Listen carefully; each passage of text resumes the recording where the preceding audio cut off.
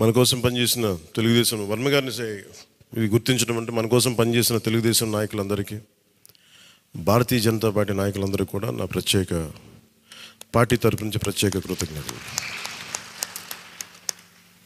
అలాగే జన సైనికులకి ప్రత్యేకించి మీరు పడ్డ శ్రమ, కృషి మేము మర్చిపోలేం.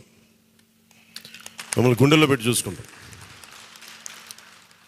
మీ భవిష్యత్తు కానీ మీ బాధ్యత మీకు ఎలా ఉండాలనేది మేము గుండెలో పెట్టి చూసుకుంటాం. అలాగే మా ఆడపడుచులకి, వీర మహిళలకి, యువతులకి జనసేన కోసం మీరు పడ్డ శ్రమ మేము మర్చిపోలేం. మీ అందరికీ కూడా నా ప్రత్యేక ధన్యవాదాలు, కృతజ్ఞతలు. మీ శ్రమని, మీరు చేసిన ఈ కృషిని మేము మర్చిపోం. మీ ఆశయాలని మీరు దేనికోసమైతే పనిచేసారంటే ముందంటే తీసుకెళ్తాం. ఈ జనసేన కార్యాలయం ఇంకొద్ది రోజుల్లో ఫుల్ ఫ్లెడ్జ్డ్ ఫంక్షనింగ్ ఆఫీస్ అవ్వబోతుంది, రెడీ అవబోతూ ఉన్నది. మనకి రాష్ట్రంలో ఈ నలుమూలలు ఎవరు వచ్చినా కానీ దానికి తెరుచుకొని ఉంటాయి తలుపులు. ఇప్పుడు నా కోరిక ఏంటంటే 24 గంటలు పనిచేయాలి ఆఫీసు. అపరాత్రి అర్ధరాత్రి లేకుండా ఎవరికి ఏ సమస్య వచ్చినా అది ఉండేలా. చాలా కష్టసాధ్యమైన విషయం. కష్టసాధ్యమైతే సాధించాం ఈ రోజున, దాన్ని కూడా సాధిస్తామని మీ అందరికీ తెలియజేసుకుంటూ నేను 6 ప్రత్యేకించి చెప్పాను. విద్య, వైద్యం, ఉపాధి, సాగునీరు, తాగునీరు, లా అండ్ ఆర్డర్. ఈ 6 అంశాల మీద మొదటి ప్రత్యేకమైన దృష్టి పెట్టి దీని మీద ముందు ప్రజలకి భరోసా కల్పించిన తర్వాత మిగతా అన్నిటి అంశాల మీద ముందుకు తీసుకెళ్దాం. అలాగే నేను ఢిల్లీ వెళ్తున్నాను ఇప్పుడు పిఎం గారిని ఎన్డీఏ మీటింగ్కి. వచ్చిన తర్వాత ఆ రోజు మనం ప్రత్యేకించి కూర్చోబెట్టి మీ అందరితోటి ఒక లెజిస్లేటివ్ పార్టీ మీటింగ్ని మనం కండక్ట్ చేద్దాం. సో ఆ ప్రక్రియ ఏం జరగాలో, ప్రజాస్వామ్య ప్రక్రియ ఏముందో దాని ప్రకారం ముందుకు చేద్దాం. అందుకని ఈరోజు జస్ట్ మిమ్మల్ని కలిసి మీకు అభినందనలు చెప్పాలనే నా ఉద్దేశం.